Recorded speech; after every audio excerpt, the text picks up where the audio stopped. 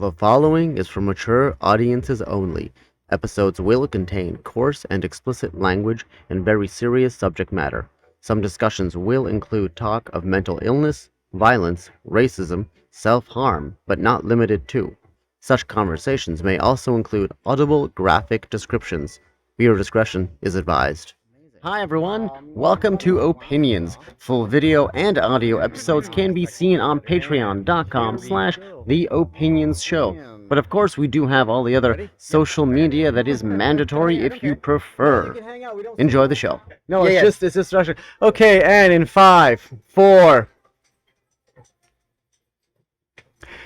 Opinions are like assholes. Everybody has one, and so do I.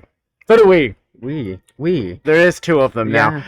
Welcome back to the show. Welcome back. We are recording live from the Bump and Grind Cafe in Vancouver, British Columbia, Canada. Although I should mention that is the new name given to this region because that's only like 100 and something years old. So, yeah, let's just say currently it's got many names. One of the English names for it is Canada. Yeah.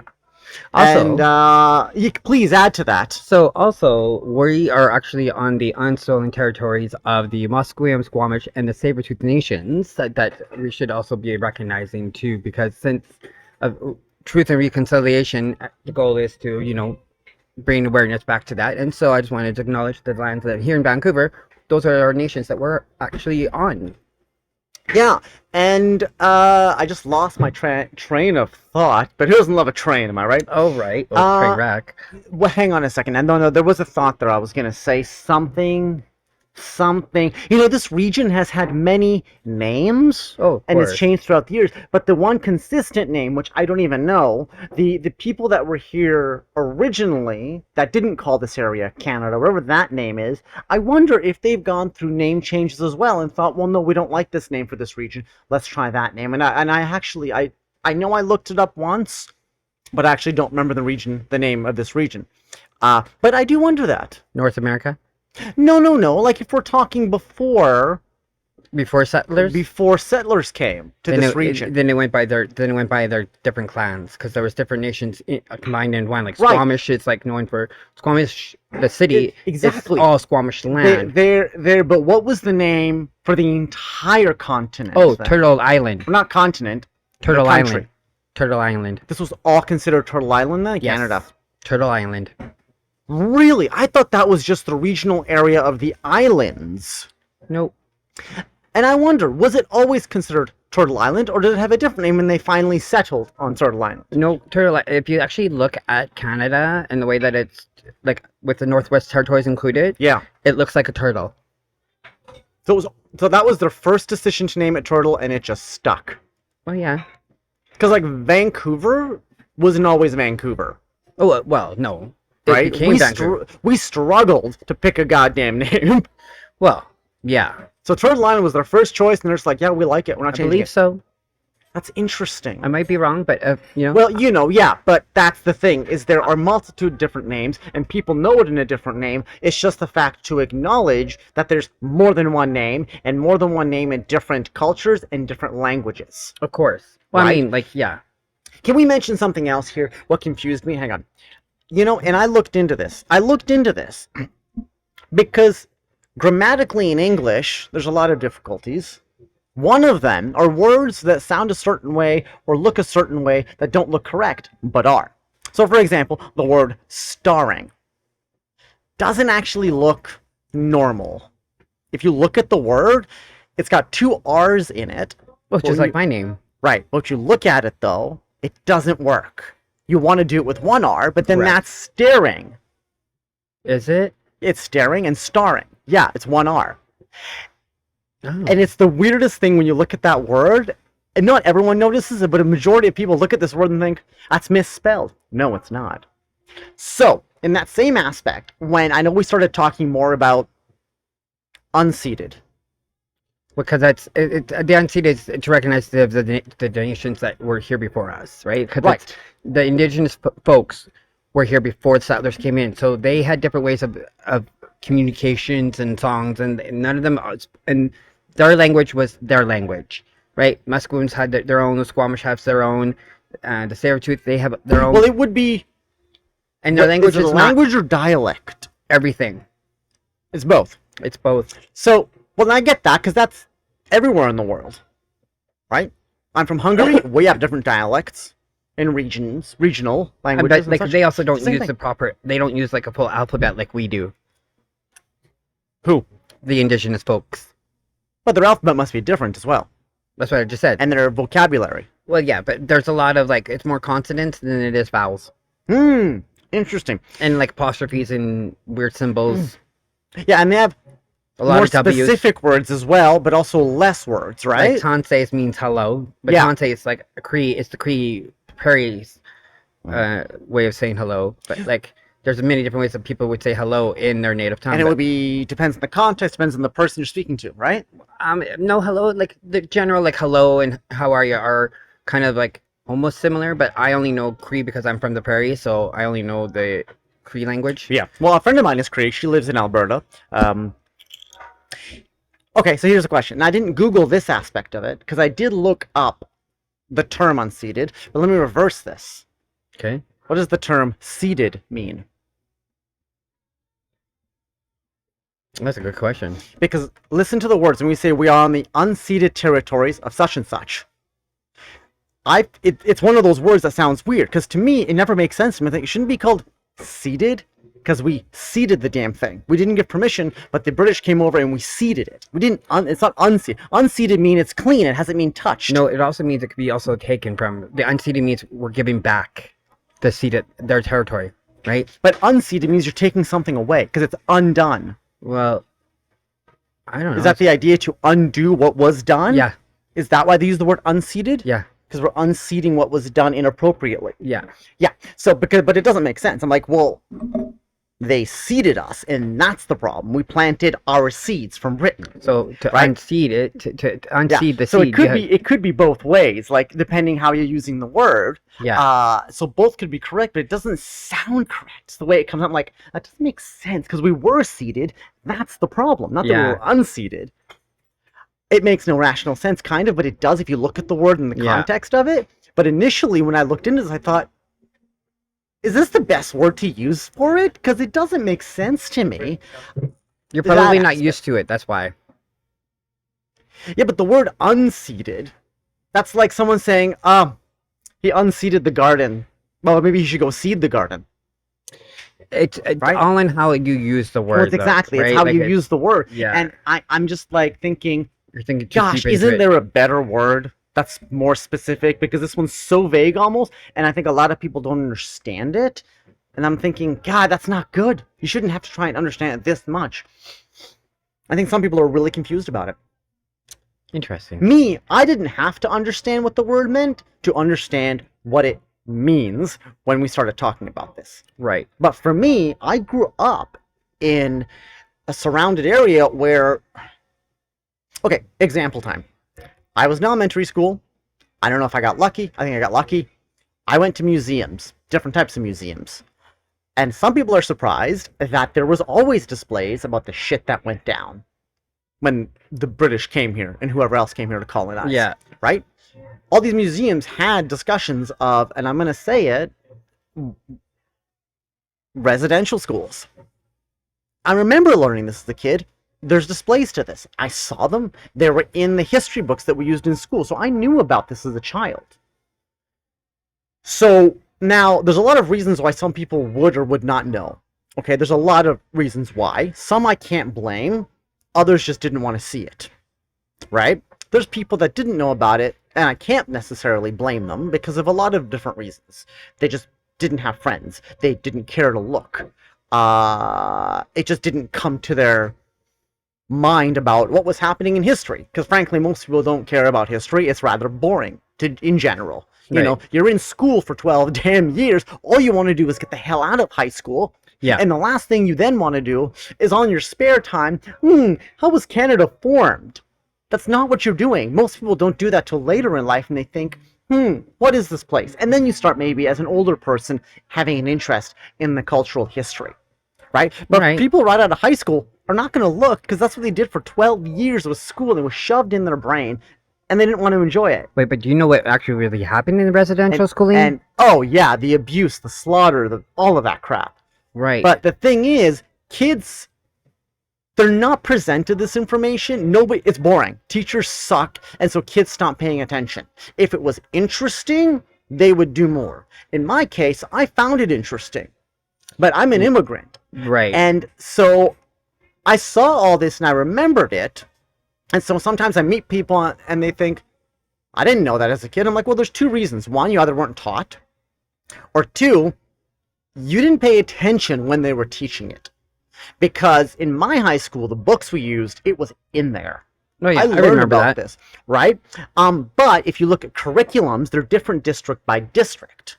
They're not consistently set. And how you teach a curriculum is up to the teacher. But you have to have a certain points that you have to match by the end of each system and each term, each year. Yeah. But it's different. Now, it's different because we can't be teaching the same thing, because then we're all only going to know that one bit of information. And you can't teach everything. You have to choose certain things. However, from what I understand, every history teacher touched on this issue. So the thing is, you look at a lot of it and say, okay, you were bored, you didn't like school as a kid, you don't remember it, it didn't touch you for whatever reason, or you did, but you didn't follow it for whatever reason. And then there's the people that genuinely just don't care, or don't see how much of a big issue it was, or didn't understand how widespread and genuinely how much was wiped out. Yeah. That don't get it.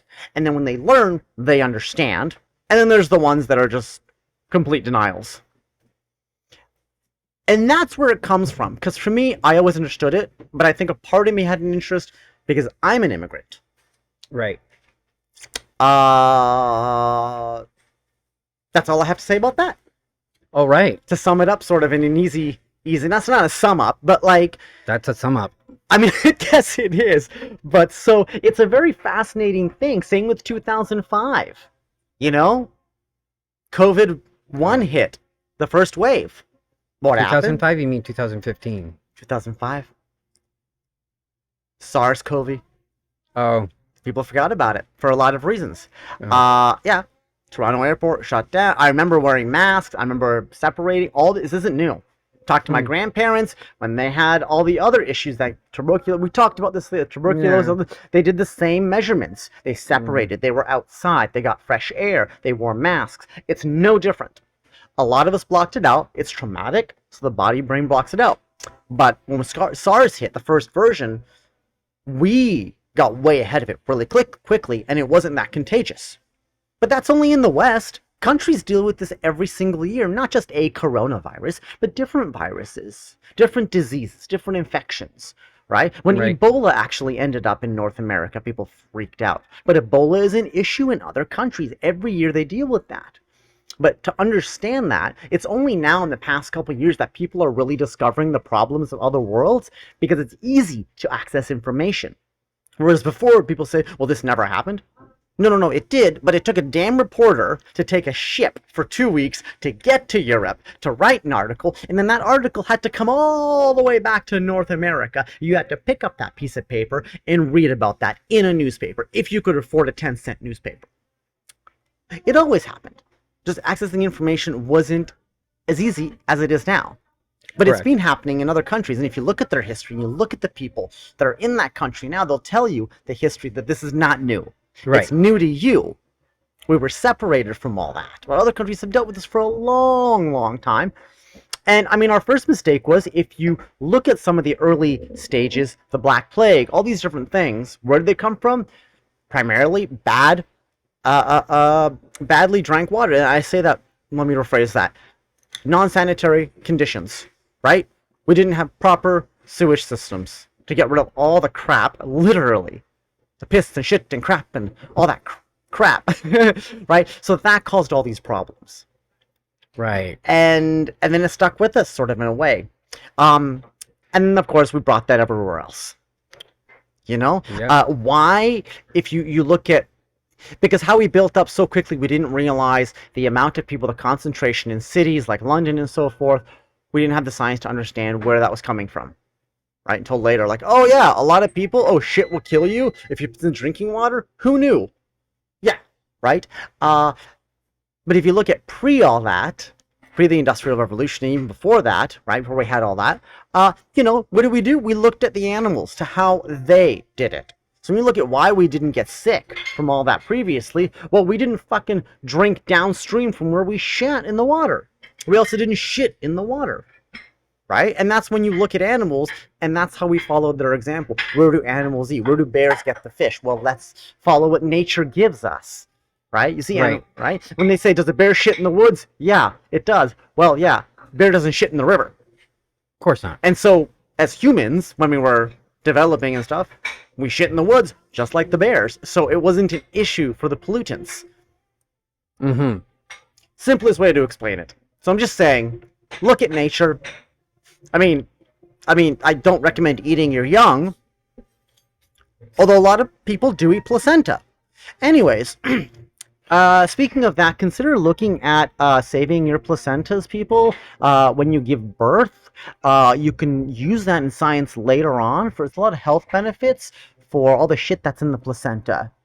You got to pay for it, but it's there, all the stem cells and stuff. That can help you later on. It's expensive, but if you can afford it, give her.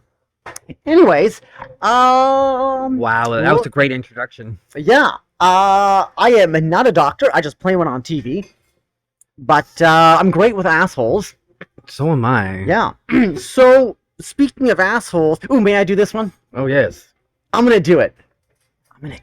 You guys want to see me do it? I'm going to do it right now. For those of you not watching the video, again, you can watch the full video, the 1 hour long episode on Patreon. There's only audio here on Spotify. Or you might be listening on Amazon Music or Audible. Thank you very much. Hey, maybe even YouTube Music. I don't know. Honestly, we're everywhere. Why? Because you kind of have to do it. I don't know. It's ridiculous. I frankly just like to do it so our usernames are consistent. Anyways, hope you enjoy this. Hope you're educated a little bit. And maybe you'll even laugh. If not, look in the mirror. Okay, so I am flipping the dictionary. And we're going to close my eyes. Finger in the dictionary.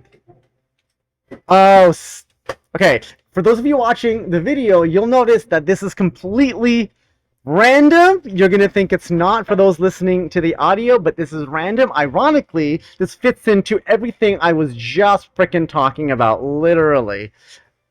Someone must be listening. Our word for this episode number 6. 6, yeah. 6. Oh boy. The word for this episode is pharmacy. I know, right? Are you for real? Oh, for real. Pharmacy is a noun. Plural is pharmacies. So multiple, just like multiple orgasms. Same idea. Which, of course, we all know is a myth. Any woman will tell you that. And these are jokes, people. These are jokes. Okay, what's the word? So the word is pharmacy. It's a noun, plural, pharmacies. Example 1. A shop selling medicines. A dispensary. Number 2. The job of preparing medicines. It comes from the Greek word pharmakon, meaning drug. That's it? That is it. Wow. You want to take this one, Cinder? Will I drink my drinky drink here? Sure, pharmacy. Wow. Can I say? They have the cures for everything.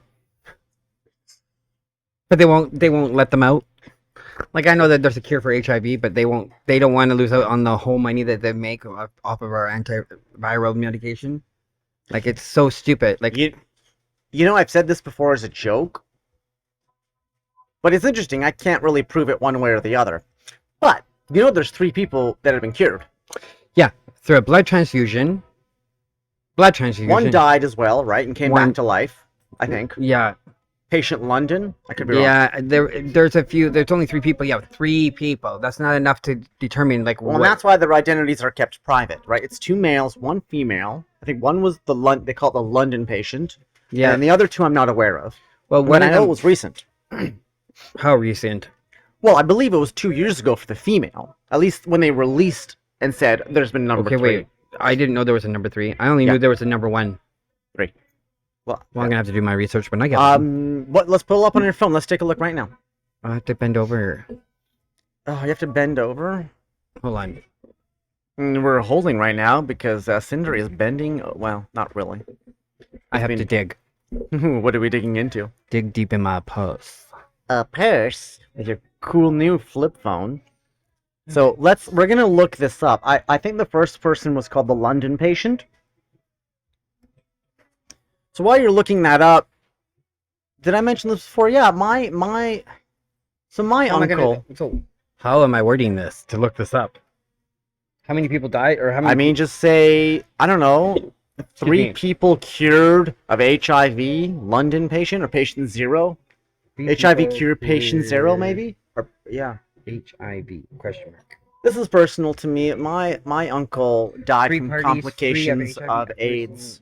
Okay, so And, oh, we found an answer. All right, go for it. third person ever declared cured of HIV following stem cell treatment. So This was on the globe. This was on the global. that's interesting you're saying that because I mentioned stem cells earlier and how good they are and why you should keep them. So a 53-year-old man in Germany is reportedly the 3rd ever person to be cured of the human immunodeficiency of virus. All right, so that's the, what would you say, Germany? Germany. So that's the German patient. Got it. So that's the 3rd person. Okay.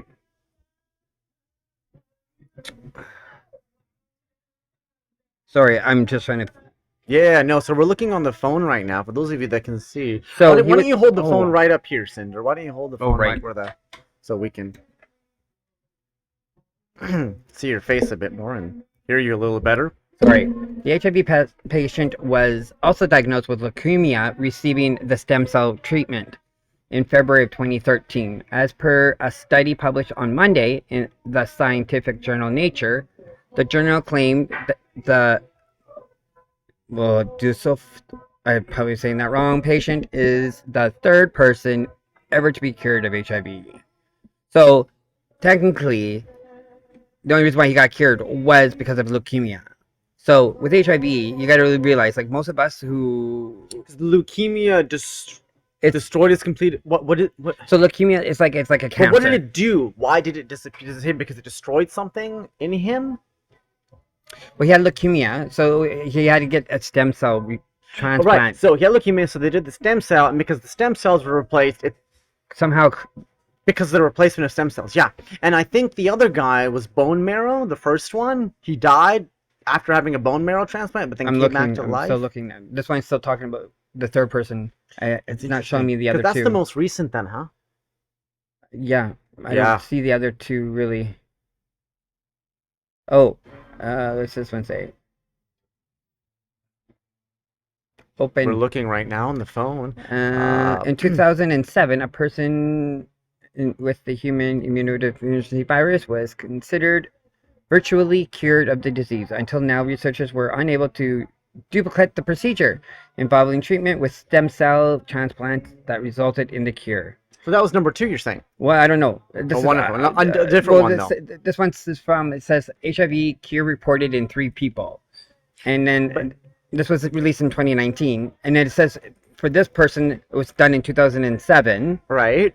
And again, to do with stem cells. I think that's what I was trying to surmise, if this was a different person we're already talking about. So on 2019... Oh, so actually, I won't say their name, but one patient... They mention the name? Oh, Let's not say it. That's what I'm saying. Yeah, I'm surprised. I thought it didn't, but maybe... So in 2007, a patient received treatment for leukemia. Yeah. 2018 is known as the London patient. The 2018 was the London patient. Yeah. I was right about, okay. Underwent treatment for Hodgkin's lymphoma. Hodgkin's lymphoma. And has been disease-free for 18 months. So one was leukemia related, one was Hodgkin's lymphoma related, but the Hodgkin's lymphoma related... It's the London patient. Right, in the London patient, did they also have... They got a stem cell as well? No, it just said that they... who underwent treatment for the thing I can't say. Hodgkin's lymphoma. But did they say what kind of treatment? Nope. That's what makes me curious because And then in 2018 again, uh-huh, a patient known as the Dusseldorf patient, Dusseldorf received blood cancer treatment and has been disease-free after more than 5 months. of transfusions. That's what That's what I said. Everything. So you can do a blood transfusion. Like I could for go. some reason, It costs highly amount. Like if you really want to become to know, you pretty much have to like drain all of your blood out of your system. die almost. No, you have to die. You have Yeah, to. well, that was my point because it cannot survive outside the body, but it also cannot survive in a dead body. No, because no, it can't. Because exactly you have to die. Well, yeah, and so in all 3 cases, the chemotherapy wasn't effectively treating the patient's blood cancer. So they received a bone marrow transplant from donors with rare mutation known as CCR5 delta 32. Thank you. So, yeah, the bone marrow stuck with me. Yes. So it was a bone marrow, it was stem cells. But see, now, most people who are going through this is we get a cancer. Like, so if we get what's called the optimistic infection. So that's when our bodies will break down and we go into the AIDS, what is considered the AIDS stage in life. So, it's when your body starts to break down, because I live with HIV, so like by over time, like my body will stop, the medication will stop working, and then I'm more receptive to catching an optimistic infection, which is like when you're going to go into the AIDS stage of life. Catching a cold. Well, it's more like cancer or flu-like symptoms, so such as tuberculosis, cancer, any type of cancer, really. Destroying the immune system, so it can't fight off that simple thing. Your immune system is already shut down. Yeah, and then that's when it can invade. And so then that's when you usually end up in the hospital. Sometimes you can have a cancer and still be HIV positive. Yeah. Right? And treatment will still work, but eventually your body, as you get older, your bodies take longer to heal or be able to reproduce enough. That's generally natural, and that's just general anyways as you get older. So, your T cells basically are gone in a way. Pretty much. I'm celebrating 19 years being positive, and I choose to celebrate my HIV, I guess, date, because for me I was 21, right? So it's like I've been 19 years positive, and I'm an educator. I am also a peer supporter. I do a lot of different things for. Was I not on? You're touching my wire. Keep going. And so for me,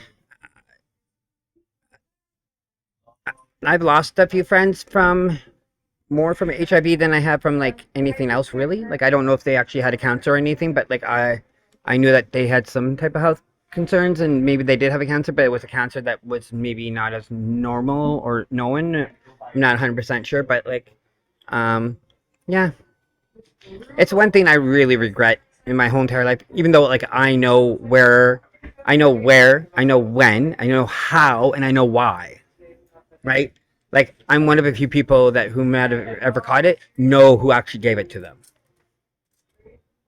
I'd like to ask you a question about what you just said. You don't need to answer if you don't want to. I keep losing questions.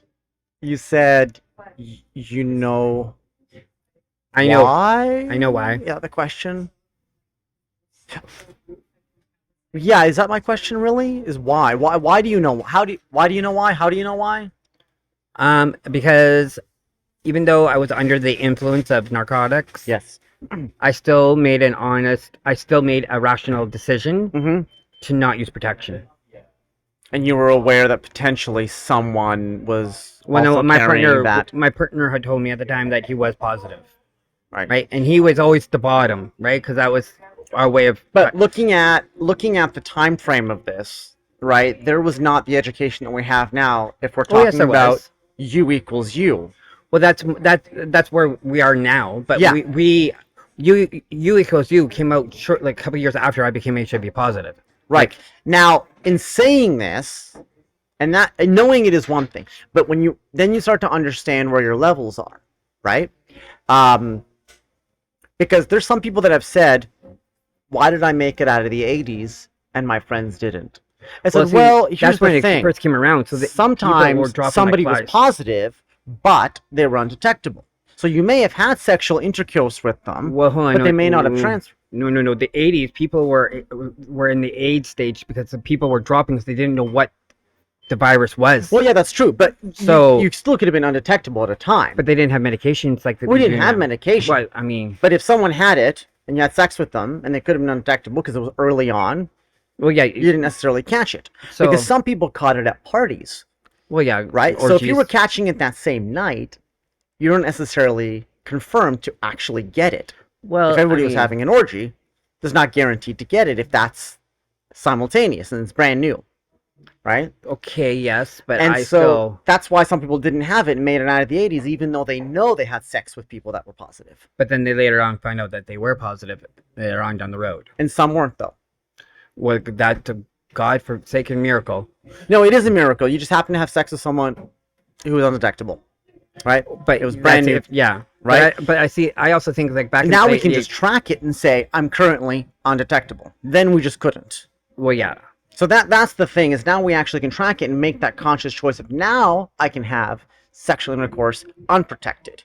Back then, you're like, well, why did I make it up? Well, you just happened to have sex with someone who was positive, who just, in that right moment.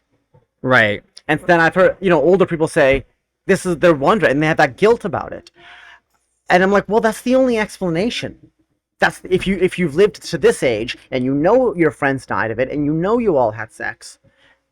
That's the only explanation.